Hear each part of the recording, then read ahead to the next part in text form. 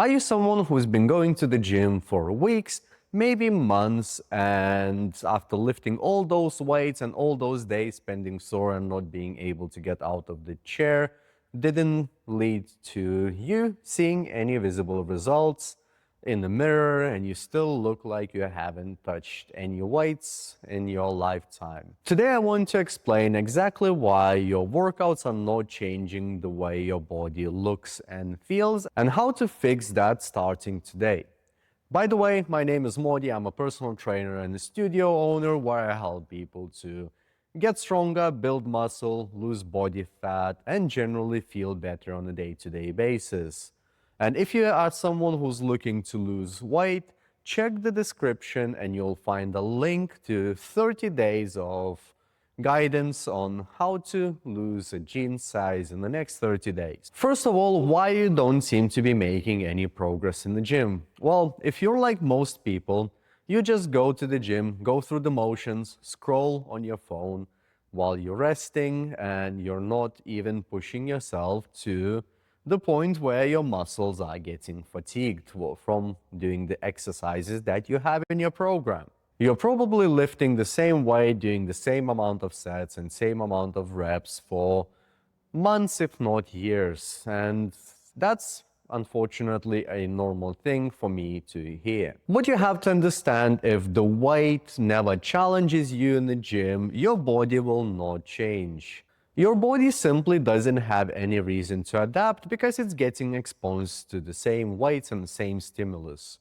If we take your job and your work, you know that you need to work harder to get that promotion or that pay rise when it comes down to speaking to the next person above you who will give you a pay rise. So you know that the more effort you put in, the more notice you get with the company, the more work you do for them, the more likely you are going to get a pay rise. So your body gives you a pay rise in terms of building that muscle if you're training yourself hard enough and you challenge yourself in the gym. So what you have to understand, that your muscles grow when they get challenged every single time. And we do like to use the word progressive overload. So in simple way, what that means, that if this week you're lifting 5 kilograms on the bench press, then the next week when you come back, you need to go and try to lift 6 kilograms for the same amount of reps.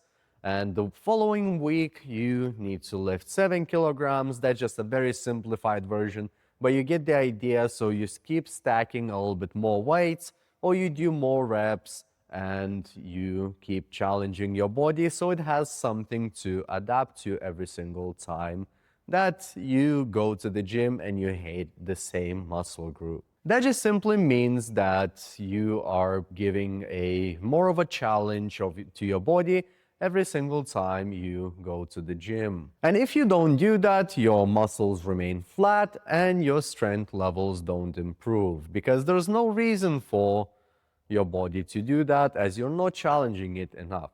To give you an idea, the science shows that all efforts near failure will help you to grow muscle better than if you just go in the gym and relax. So the easier way to track that is, for example, what I like to use is a scale called RPE, rate of perceived exertion. So every single time you go to the gym, you need to aim for RPE somewhere in between 8 and 9.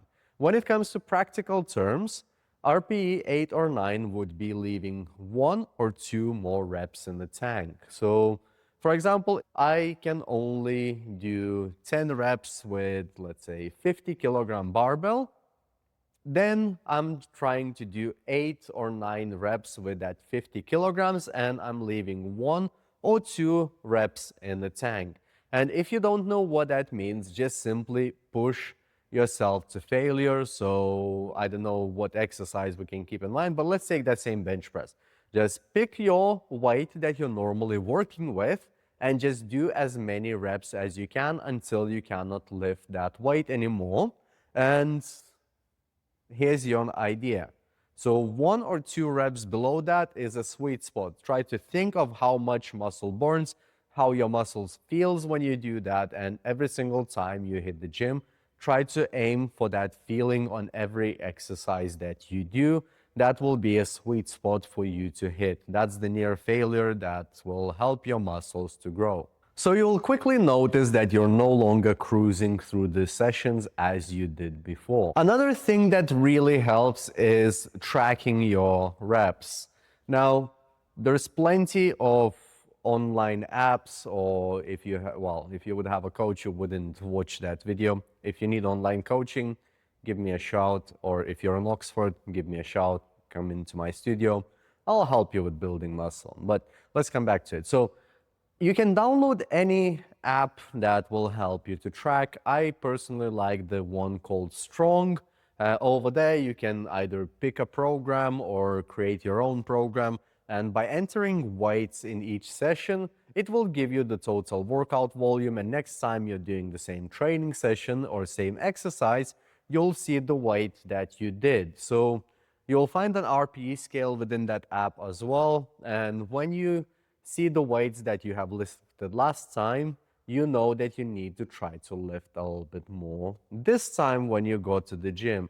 That will also help you to see how you're progressing and how you're getting stronger, while you will be able to challenge yourself because you simply tracking weights, and yeah, you're just challenging yourself a little bit more in the gym. And when it comes to exercise in the gym, I'm a huge advocate of doing compound lifts. When it comes for legs, do things like squats, deadlifts, and lunges, step-ups, where you're moving your hip and your knee joint at the same time. When it comes to upper body, do military press, pull-up, seated rows. So basically any exercise that moves two joints at the same time, and that's considered a compound lift. That should be the whole main part of your program.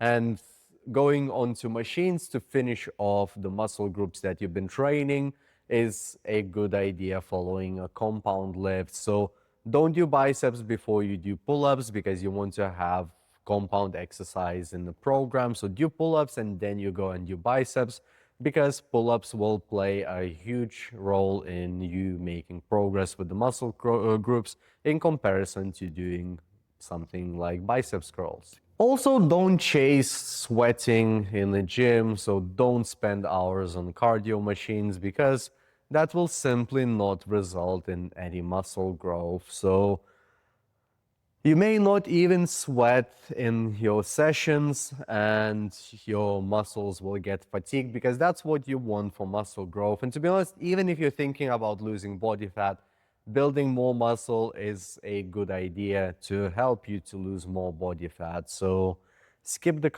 don't completely skip the cardio, but if you want to build muscle, get your ass off cardio machines. Don't associate sweat with working hard and building muscle. And to be honest, I personally don't have any examples of that, because most people that come to my studio, I push them to lift heavier weights. And a good example is Lana this morning. She didn't want me to add more than 32 kilos on her deadlift, but I ended up pushing her to do 35. And that's the progress that I'm talking about. Just even the small increments will help. So make sure that the workouts are challenging your body, you're tracking your training and the weights that you're lifting, prioritize your program on compound lifts, use RPE scale to understand the intensity of a session, and I'll promise you that will lead to very good and visible results in the gym if that's combined with a good nutrition habits. So make sure that you're eating well on top of that as well. And if you enjoyed this video, YouTube thinks that you enjoyed this one, so go and watch it, and I'll see you in the next one.